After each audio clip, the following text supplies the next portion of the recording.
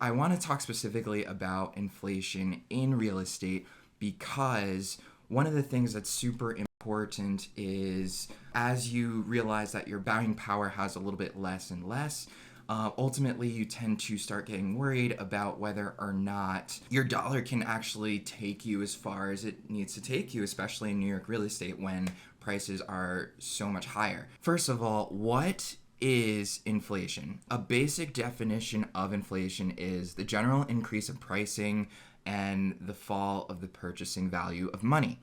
Now, what does that actually mean? The things that you buy on a regular basis are getting more expensive. And that's the way we see it as rising prices. But what it really means is that the value of our dollar is becoming less and less. That can be a scary thought, especially when you think about other situations in the world of what happens to currency when it's no longer affording you the regular things that we're buying on the normal basis. Is there any benefits to inflation? And the truth is, there's very little.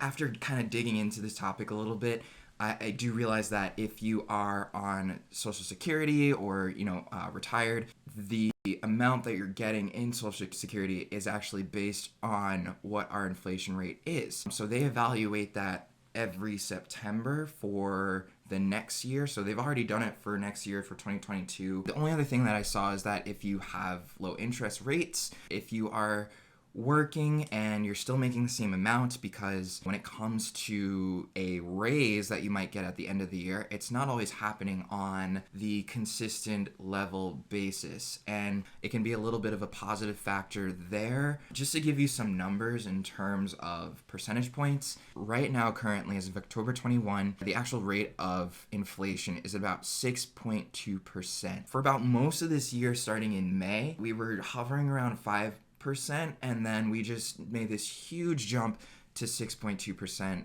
by the end of the year. So looking at a 25-year average, the last time it was even close to this was around 2008, 2009. And when I see this max chart, this is the chart that I wanted to share with you guys. It's basically showing inflation year over year. And if you look at this is where we are now. The last time we were close to this level was back in the 1980s. So we're really experiencing something that we've never actually experienced to this level before. But I'm going to tell you how this all relates to real estate, and specifically real estate in New York City. So how does inflation affect home prices? And if you've been following real estate for the past 2 years since the pandemic, you would have noticed that outside of the city, everything is increasing. Everything has been going over ask or within 30 days. If it's not, it's because it's priced wrong or there's something wrong with it. But home prices are indeed going up everywhere else. Now, in the city, I want to bring up another graph that really shows this in comparison. And the reason why I find this graph important is because when you're looking at home prices specifically in the city and in Brooklyn, I want to say I haven't seen that much of a dip or a alteration of pricing, and especially when I'm looking at price per square foot. We're seeing that the inflation levels are going up slowly but surely from 1% as of last year all the way up to 6% as of this year. So with that being said, I guess my general thought process is that I would expect to see pricing raise to about 6% over the year. Again, I'm reporting the data as accurate as it's being reported to me. If you wanted to see something about a specific neighborhood or a specific location, I would encourage you to text me 646-653-4764 with the text saying market report. I'll ask you a couple questions and we can get into the details about what is important for you in the market data. But this is just all of Manhattan sales. This is over the course of the year. And what I like to look at is the average sold price. So when you're looking at this, you can see that October 2021 was at $1,867 average sold price. And in October 2020, that was down about $53,000. So pricing has gone up year over year about 2.85%. And when you look at the chart as a whole, it doesn't look like there's too much fluctuation overall, right? Like, let's go back. This was down 10%. This was down 2.979% as of last year. This was down 14% of last year. So when you expect those prices to be rising, it doesn't really look like to me that the average sold pricing is really coinciding with that. And that, like I said, when you're talking about outside the city and everything that's been going crazy in terms of numbers and what's being sold, this really isn't keeping up. Let's just look at the average price per square foot. That's usually another indicator that I would look at, because again, when you're looking at the average sold price, that's kind of accounting for, you know, your tiny studio all the way up to your massive $15 million townhouse. I like average price per square foot because it takes the value of your living space in Manhattan and it really kind of breaks it down for you based on what's available there. So again, when we look at this number, the average price per square foot for this October was $1,500. For last October in 2020 was about $1,445. So this is really reflecting a little bit more of what I would be expecting over the course of the year. That 5%, it's a little bit closer to, you know, that 6 number that we were talking about. But again, this is fluctuating quite rapidly over the course of the year. Again, this is in comparison to 2020, which was the craziest year that we've all experienced in general. But when you're talking about, like you said, the beginning of the pandemic, things obviously dropped in Manhattan. You know, you start to see a little bit of a recovery, and at the peak of that recovery, yeah, it's still only at 2 to 3%. But what I'm really trying to point out here is that it seems like it's kind of leveled off.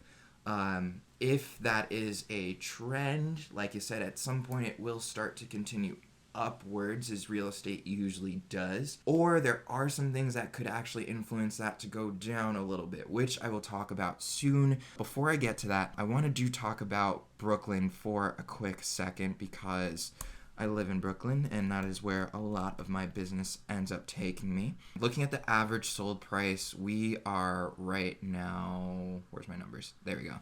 Wow! Year over year, the average sold price has increased significantly to 10%. Now let's try to see what that looks like going back. 14% increase, 15% increase, 20% increase, 16, 5, 13. Now this is very different from Manhattan in consideration because every number that we're looking at here is on the rise, right? Like, Brooklyn has been an interesting borough, to say the least, because everyone from Manhattan that realized that they could get a little bit more space for their money decided that they wanted to shift over to Brooklyn. And even though it's not really suburban, we have noticed the prices overall kind of starting to make their way up. But again, what I want to point out here is that when we're looking at our average sold price, we're noticing a little bit of a dip. This is actually kind of key for anyone looking to purchase something right now. The average sold price is looking like it's on a dip, and year over year, it's actually at -1% of a decrease. As of September, it was still at that 5%, so that kind of seems to make sense. But this is fluctuating quite rapidly in coordination to kind of what you would expect to see in Brooklyn. At its peak here in July, which was a crazy month for rentals and sales, we are seeing a 17% increase year over year for people wanting to come back to the city. That is absolutely insane. That is a true testament to say that, is real estate being affected by inflation? Absolutely. The sale prices are increasing, and the recovery of New York is definitely apparent from some of these numbers that I'm looking at. I just want to compare it to March of last year. Again, we're up 3.9%, and when people started moving to Brooklyn, right, 3.6%, everything is up. Everything is up. So based on these numbers, I would say inflation is infecting Brooklyn market. I want to address the question, is now a good time to buy? Because that is a question that I get all the time. I always say that purchasing a new home or apartment is really based on your personal goals and your personal factors affecting why you're making the purchase. These are all things that can really go into it. But if you are looking at the market as a whole right now and you're trying to decide whether or not inflation is going to affect you negatively on taking that next step, my thought for you is speak to an agent. They're going to help you realize like what your goals are and if it makes sense for you to take that next step. We've been on foreclosures and forbearances for quite some time now. And with that being the case, the one thing that we have to consider is once those properties are introduced to the market, there may be some downward pressure for all of the resale property values to start to come down to try and level out the market. You know, it's a little bit of supply and demand there. As more inventory comes out, there will be more for people to choose from, and that person, if they have the choice between going for the property that maybe needs a lot of work but is maybe, you know, 50 to 100K less than what they would normally be purchasing in this current market, that might be attractive for some people, and it might add to a longer days on market for anyone else trying to resale. In terms of the interest rates,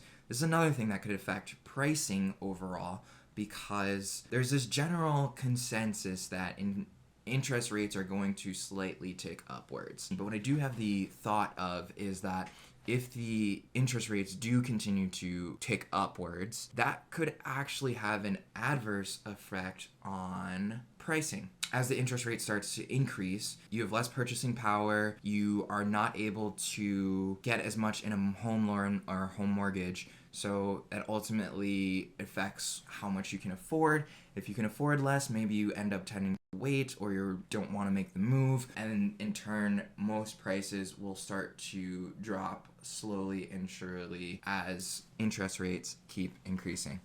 What I'm really saying here is that when anyone decides on the market pressures and trying to see whether or not inflation is going to affect them and their pricing, my instant answer is you will probably not be able to afford as much as inflation goes up and interest goes up, if that is the case and if that does start to happen. Again, foreclosures and forbearances could alter that, but I would say that if you're looking to buy right now, the only constraining factor to you from a market standpoint is the lack of inventory. We are having less and less come to the market because of the holiday season. Again, take a look at your inner factors, see what's on the market, and then from there, you can actually engage a real estate agent. They can tell you a little bit more about specific markets, neighborhoods, types of housing, all these different factors that really could go into your decision as you think about taking those next steps. I mean, one last thing that I guess I can sort of answer the question is like, what can I do to prepare myself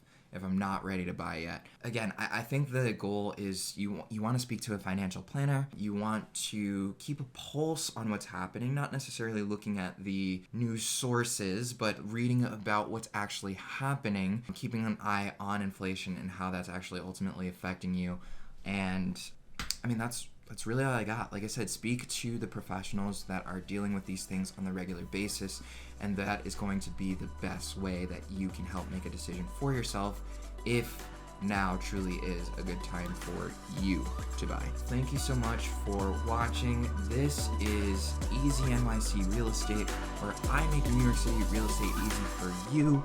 Again, if you like this information, please give it a thumbs up and subscribe to my YouTube channel for even more content in the future. Have a great rest of the day. Peace.